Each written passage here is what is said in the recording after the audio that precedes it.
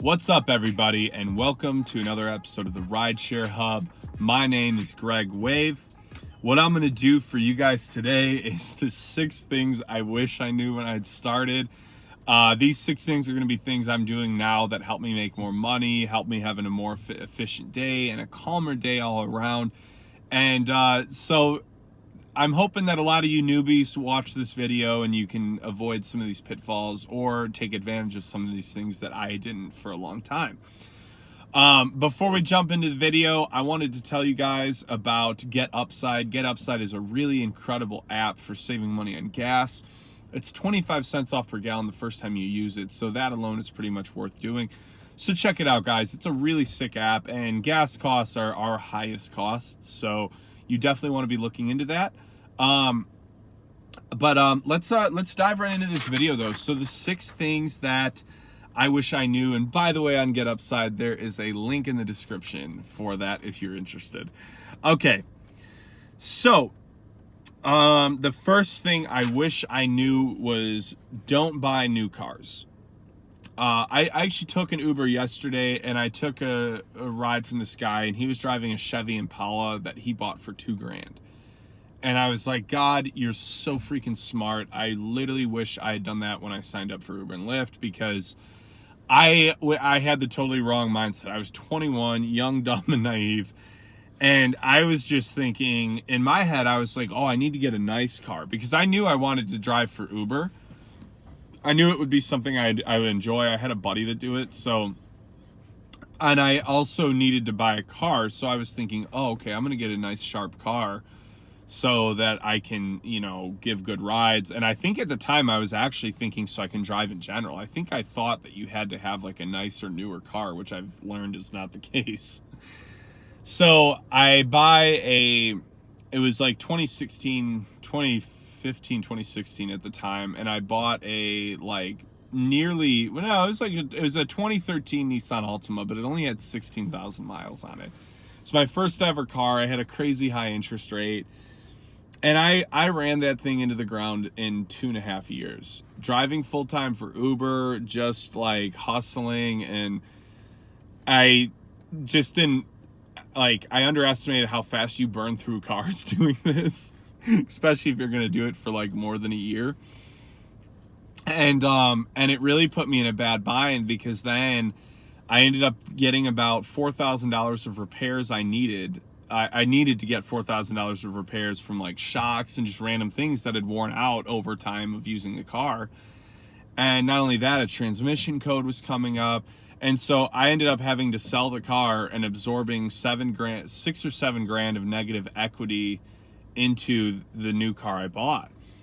And the crazy thing was I had to buy another new vehicle because no used car lot will take on negative equity. So, I mean, hypothetically, there were some other options. If I had had a few grand laying around, I could have bought a cheap car and just turboed the new car and made money off it, that way.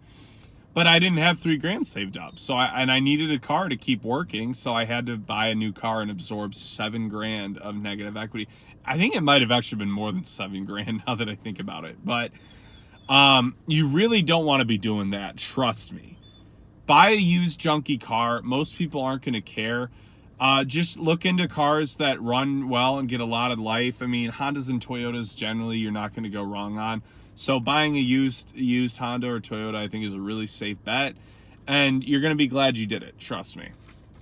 So the next thing I wanted to talk about though is just driving full time. So the main reason I destroyed my car in that way was driving full time. I was pushing 50 hours a week, a lot of times more. I did about 80,000 miles in 1 year on my car, and that's not including any other miles I put on my car. So I bought it with 16,000. After a year, I had 100,000 miles on it. Like crazy, crazy, crazy mileage. And so driving full time, all those hours was really what did that to my car. So imagine if I had been a part-time driver, and if I had been like this guy who picked me up yesterday and just driven a $2,000 Chevy Impala. Not only would I probably still have that $2,000 Impala, I'd be much better off financially right now. Much, much better off. And I wouldn't have this just massive car loan that I'm paying off every month constantly paying more than I should, just trying to get, you know, the rate down as fast as I can. I'm paying it down super quick because since I'm paying an extra $7,000 a month, you got to imagine what my equity or what my interest looks like on it. You know, I mean, to put it in perspective for you guys, I have a 5% interest rate, a really good interest rate, and I pay $403 a month for a Nissan Sentra. So that is two huge reasons that you should listen to me. Like, really, on those more than anything, don't drive full time. And drive a junkier car. Now, if you're driving a junkier car, the full time's not going to be as big of an issue. It just means you're going to cycle through cars faster and faster. So you're going to want to make sure that as you're driving, you've always got a few grand in your bank account to play around with. And that's not that easy for a lot of people to do. So that's what I'm saying. You know, part-time is probably the way to go. Let's see. Ooh, the biggest one is recording your miles. The first year I drove, I didn't record any of my miles. Again, just young and dumb. So you can guess what happened. I got slapped in the face in tax season. I ended up paying even more money. You know, it's like crazy when we're paying Uber and Lyft well, they say 25%. Don't even get me started on that. But we've got to pay out 25% to them. And so then it's like on top of it, losing 20% of everything you made at the end of the year to taxes. Like, you're losing close to half of what you make if you're not recording your taxes the right way, or not recording your miles the right way. So you need to be recording all your miles, because Uber and Lyft only record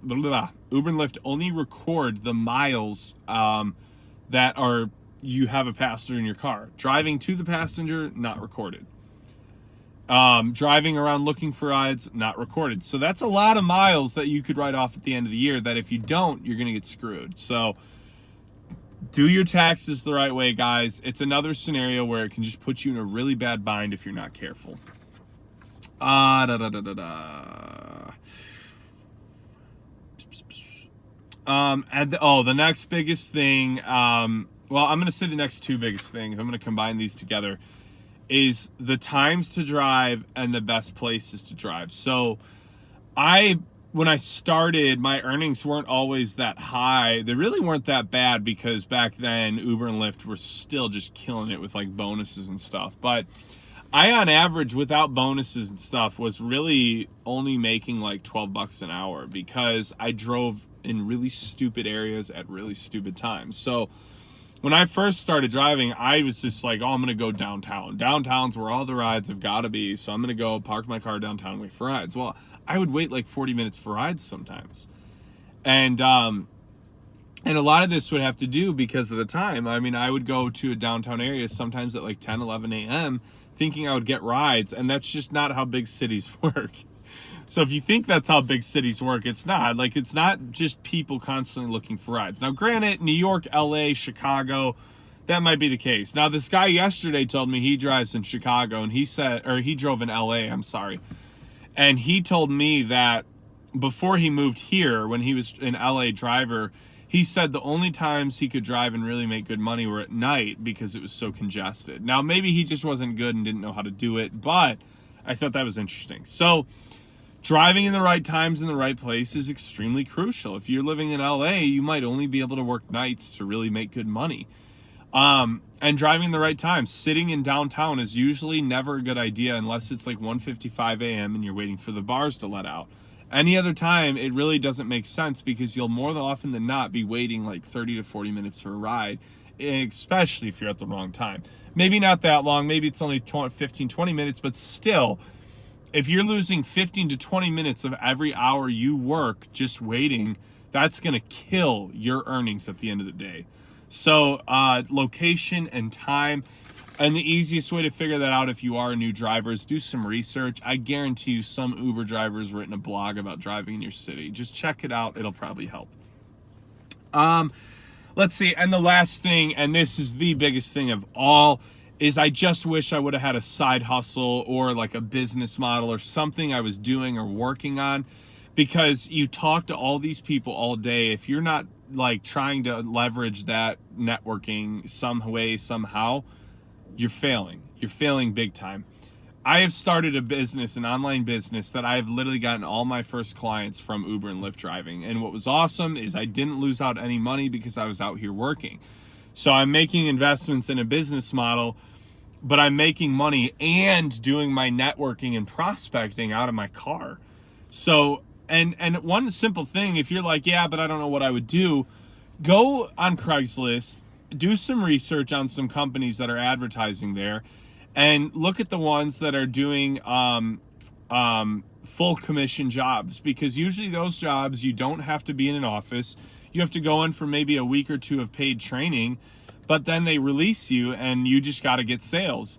So what harm would you really have in doing something like that is really what I'm asking. If you don't have to commit really at all to it, and it's just up to you to sell, and you're making money through Uber to pay your bills, but you're also here and there pitching a product or a service to someone, you're going to eventually get a commission. I did it with solar. I was selling solar panels right out of my freaking car.